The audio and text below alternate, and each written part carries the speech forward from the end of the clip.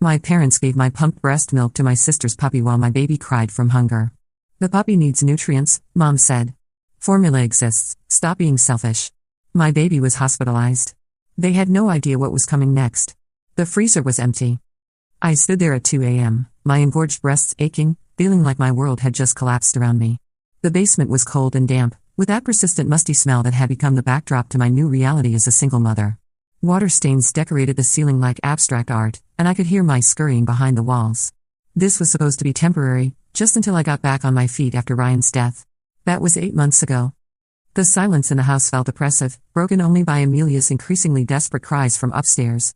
I had developed a routine over these past weeks: wake up every 3 hours, pump milk while my daughter slept, label and store each precious bag with the care of someone handling liquid gold.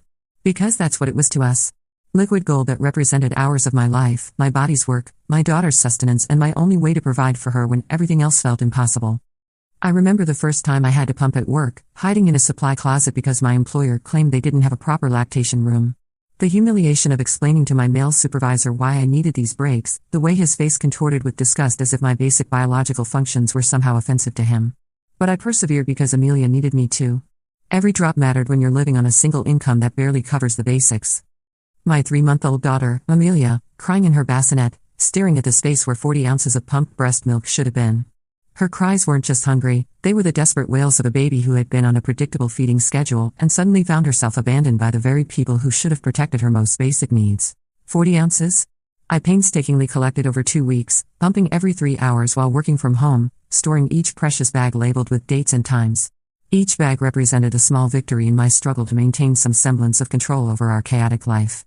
Amelia, 2 ounces, 3:15 to 6 a.m. written in my careful handwriting, as if the precision of my labeling could somehow bring order to the chaos that had become our existence. Those bags weren't just milk, they were security, peace of mind, insurance against exactly this kind of emergency. They represented countless nights of interrupted sleep, the sharp pain of engorgement when my body produced more than Amelia could consume directly, the careful balancing act of maintaining my supply while working to support us both. They were the physical manifestation of my love, my sacrifice, my determination to give my daughter the best start in life despite our circumstances. I had calculated everything so carefully. The pediatrician had explained that breast milk could be stored safely for up to 6 months in a deep freezer, and I had been building our emergency stash methodically. Some days when Amelia slept longer than usual, I would pump extra. Some nights when my anxiety about our future kept me awake, I would pump instead of lying there worrying. It became a meditation of sorts, the rhythmic sound of the pump and the slow accumulation of precious nutrition for my baby. Gone. Mom, I called out, trying to stay calm despite the panic rising in my throat. My voice echoed strangely in the basement, sounding smaller and more desperate than I intended. I had learned to modulate my tone carefully around my parents since moving back home. Too emotional and I was being dramatic. Too flat and I was ungrateful for their help. There was no winning, but tonight desperation overrode my usual caution. Where's Amelia's milk? She appeared in the kitchen doorway in her silk pajamas, the expensive ones Sophia had bought her for Mother's Day last year. Even at 2 a.m., even when woken from sleep, she managed to look put together in a way that made me acutely aware of my own appearance. My hair was unwashed, pulled back in a messy bun. My nursing tank top had milk stains that I'd given up trying to remove completely. Dark circles under my eyes told the story of months of interrupted sleep and emotional exhaustion. The contrast between us was stark and intentional. She had made it clear from the day I moved back home that my presence here was temporary charity, not a daughter returning to her childhood home in her hour of greatest need. She looked annoyed at being woken, her face pinched with a particular expression she reserved for inconveniences that disrupted her carefully ordered life. Behind her, I could hear my 24-year-old sister, Sophia, cooing at something in the living room. The sound made my stomach clench because I knew that tone. It was the same saccharine voice she used when filming content for her Instagram account, the practiced sweetness that had somehow convinced 20,000 people to follow her lifestyle advice despite her never having held a job for more than 6 months. Oh, that we used it for Princess Buttercup, Mom said casually as if she hadn't just destroyed 2 weeks of my body's work. The words hit me like a physical blow. She said it with the same tone she might use to mention that she'd used my shampoo or borrowed my car. As if my breast milk was just another household commodity, interchangeable with any other liquid in the refrigerator. You? What? My voice came out strangled, barely recognizable as my own. The words seemed to hang in the air between us, and for a moment I wondered if I had misunderstood. Surely my mother, a woman who had breastfed 2 children herself, couldn't have just told me that she had given my baby's food to a dog. Surely there was some explanation that would make this make sense. Sophia, read that breast milk is great for puppies' immune systems, my mother continued, as if this was the most reasonable thing in the world. As if the fact that my sister had read something, probably on some mommy blog or wellness Instagram account, was sufficient justification for stealing food from her granddaughter. Princess Buttercup has been having tummy troubles, and the vet bills are astronomical. This was a natural solution. Natural solution. The phrase echoed in my head as I tried to process what she was saying. My baby's specially crafted nutrition, pumped from my own body at great personal cost and discomfort, was being described as a natural solution for my sister's designer dog's digestive issues. The same dog that ate premium organic kibble that cost more per month than I spent on groceries for myself. I thought about all the sacrifices I had made to build up that milk supply. The extra calories I forced myself to eat even when I had no appetite, because I knew my body needed fuel to produce milk. The gallon of water I drank every day, setting reminders on my phone so I wouldn't forget. The way I had to avoid alcohol completely, not even able to have a glass of wine to take the edge off my grief and stress.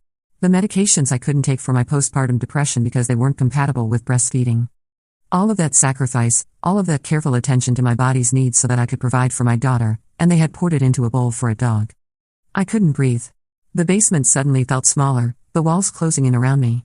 My chest tightened and I could feel that familiar sensation of panic rising up from my stomach.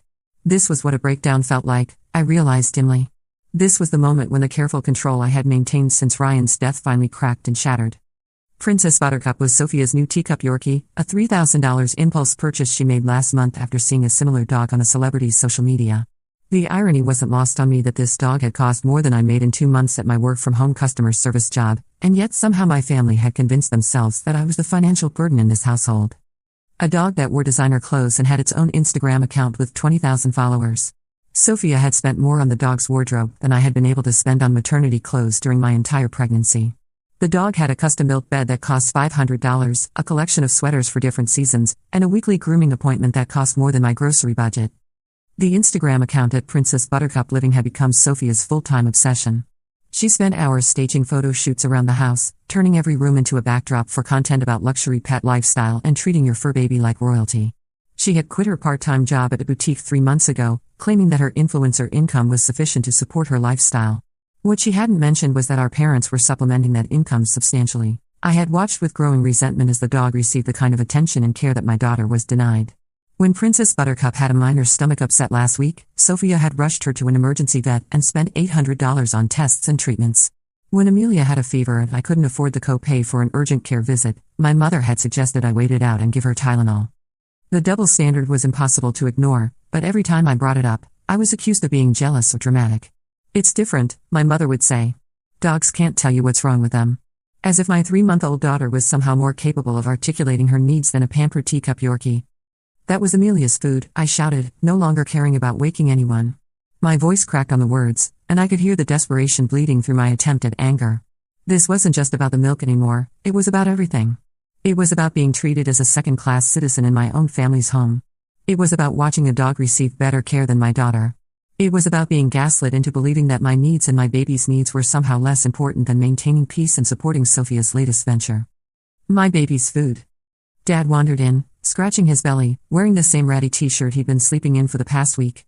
His hair was sticking up at odd angles and he had that confused, irritated expression of someone who had been woken up by a noise and wasn't happy about it. He looked between my mother and me, clearly trying to piece together what was happening but not really caring enough to pay close attention. What's all the noise? His voice carried that edge of annoyance that I had become so familiar with since moving back home. Everything I did seemed to annoy him, Amelia's crying, my late-night pumping sessions, the smell of formula when I had to supplement. He had made it clear that our presence was disrupting the peaceful retirement he had envisioned. They gave my breast milk to Sophia's dog, I said, my voice hollow now.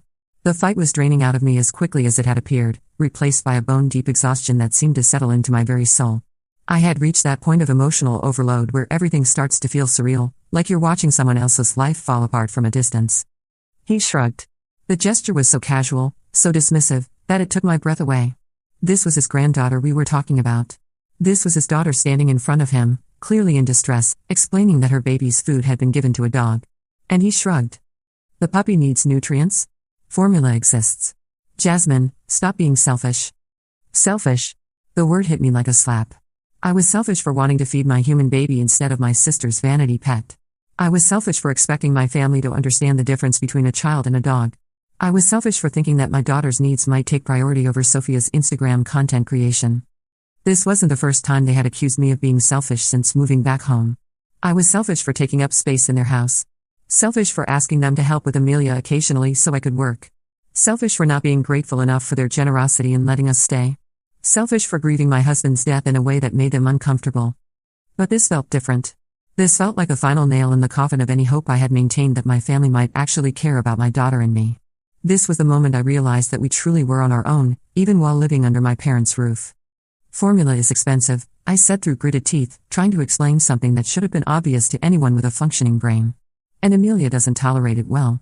She's been exclusively breastfed. The truth was more complicated than that. Formula wasn't just expensive, it was a luxury I could barely afford on my limited income.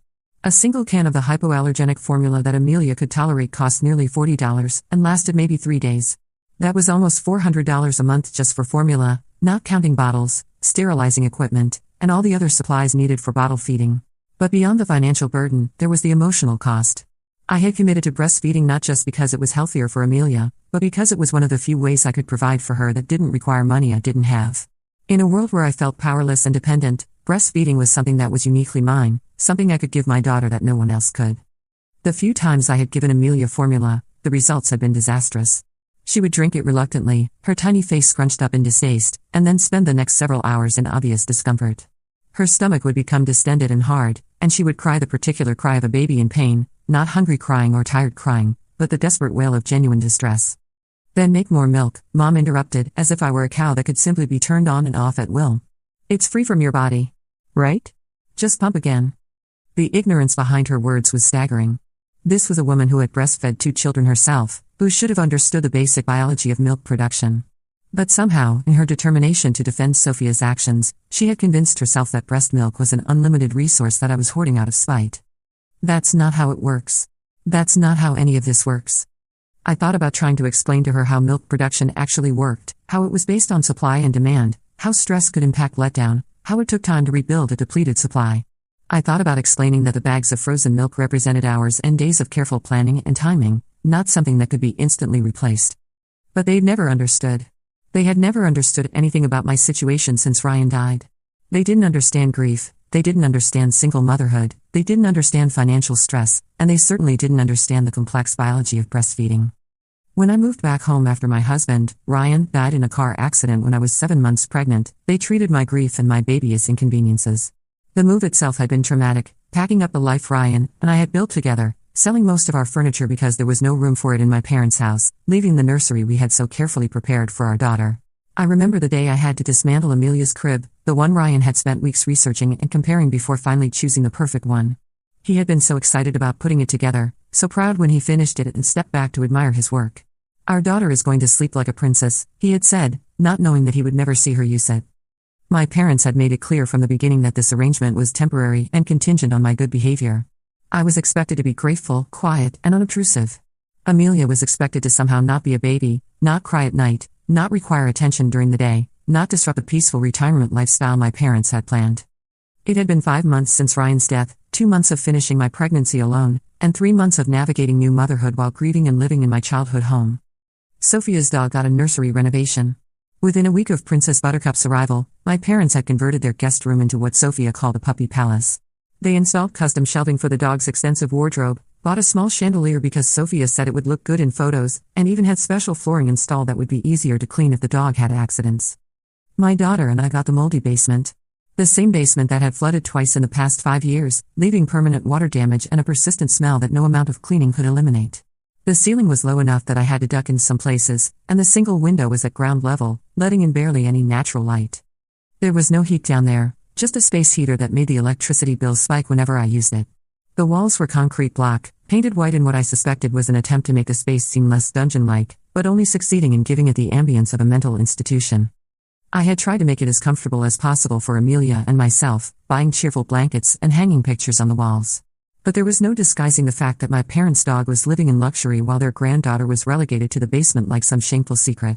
Amelia's cries escalated, pulling me back to the immediate crisis. She was hungry, and her cries were becoming more desperate and panicked. I could hear the difference, this wasn't her tired cry or her something's wrong cry. This was the primal wail of a baby whose basic needs weren't being met, and the sound cut through me like a knife. My breasts were ready to feed her, engorged and aching from the missed feeding. But she'd been having latch issues since birth, which is why I had started pumping in the first place. Some babies take to breastfeeding naturally, but Amelia had struggled from the beginning. She would latch on for a few seconds, then pull away in frustration, crying harder each time. The lactation consultant at the hospital had assured me that this was normal, that some babies needed more time to learn. She had shown me different positions to try, different techniques to encourage proper latching, but those consultations cost money I didn't have, and without insurance coverage for extended lactation support, I had been largely on my own to figure it out. The frozen stash was supposed to be our backup, our security. It was my insurance policy against exactly this kind of situation, times when direct breastfeeding wasn't working, when I was too stressed to produce enough milk immediately, when we needed the reliability of measured, controlled feedings. I had calculated everything so carefully. If I could pump enough to build up a reserve supply, I could buy us time to work on Amelia's latching issues without worrying about her nutrition. I could have some flexibility in my schedule, maybe even get a full night's sleep occasionally while Ryan's mother bottle fed Amelia with pumped milk during visits. I rushed to feed her directly, but she struggled, crying harder. The stress of the situation was making everything worse. I was tense and upset, my heart racing with anger and panic, and babies can sense that kind of emotional turmoil. My letdown reflex was affected by my stress levels, making it even harder for her to get the milk she needed. She latched and unlatched repeatedly, getting more frustrated and more hungry with each failed attempt. Her little hands flailed as she turned her head back and forth, rooting desperately but unable to coordinate the complex series of movements required for successful breastfeeding. Each time she pulled away, she would cry harder, and her distress would feed my own anxiety, creating a vicious cycle that made success even less likely. Sophia appeared in the doorway, cradling her puppy like a baby, swaying gently back and forth in a mockery of maternal behavior. She was wearing silk pajamas that matched our mother's, a gift from our parents' last anniversary trip to Europe. Her hair was perfectly styled even though she had supposedly been asleep, and her makeup was flawless in that Instagram-ready way that somehow required 2 hours of natural preparation. "Princess Buttercup is doing so much better after her breast milk bottle," she said with the satisfied tone of someone who had accomplished something wonderful. "Her coat is shinier already, and look how content she is." The dog did look content, nestled in Sophia's arms like an infant, its tiny pink tongue lolling out slightly as it dozed. It was wearing a tiny silk pajama set that matched Sophia's, custom-made by a designer who specialized in luxury pet wear. The sight of this pampered animal wearing better clothes than my daughter had ever owned while being fed nutrition meant for a human baby made my vision blur with rage. I thought about all the photos Sophia had posted over the past few hours while I was trying to sleep.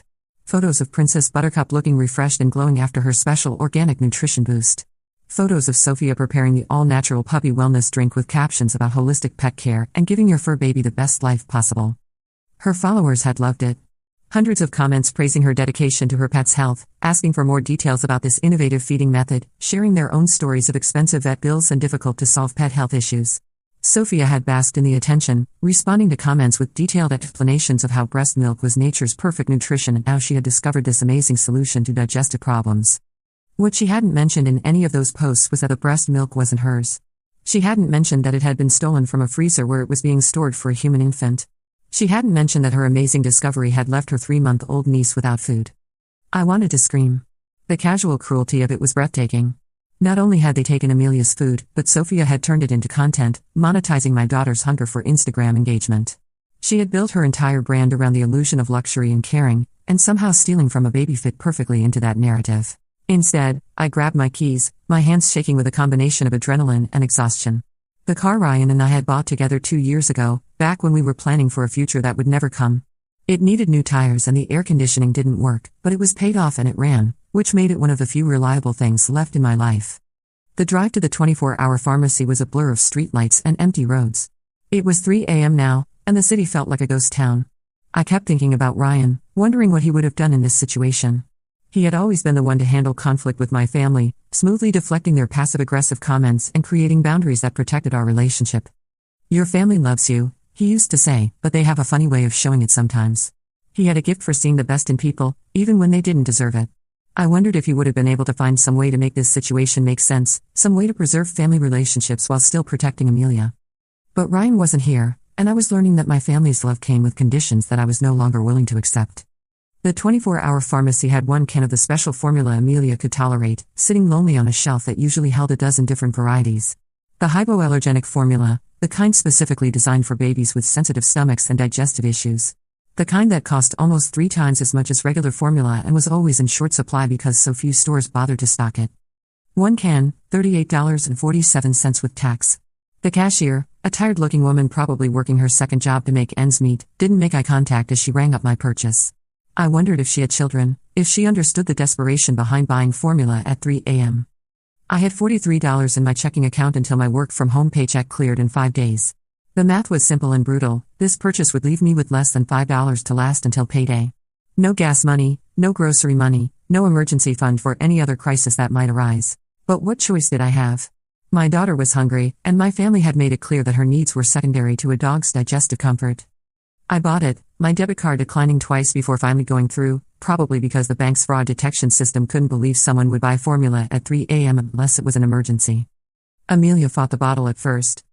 She only had formula twice before, both times resulting in painful gas and projectile vomiting, but she was hungry enough to drink. By 6 a.m., the vomiting started. By 8 a.m., she was lethargic. By 10 a.m., I was in the ER. Severe dehydration, the pediatrician said, looking at me with poorly concealed judgment. What happened to her regular feeding schedule? I explained, my voice hollow. The doctor's expression shifted from judgment to horror. They gave human breast milk to a dog, she repeated slowly. While your infant went hungry. The puppy needed nutrients, I said bitterly, parroting my father's words.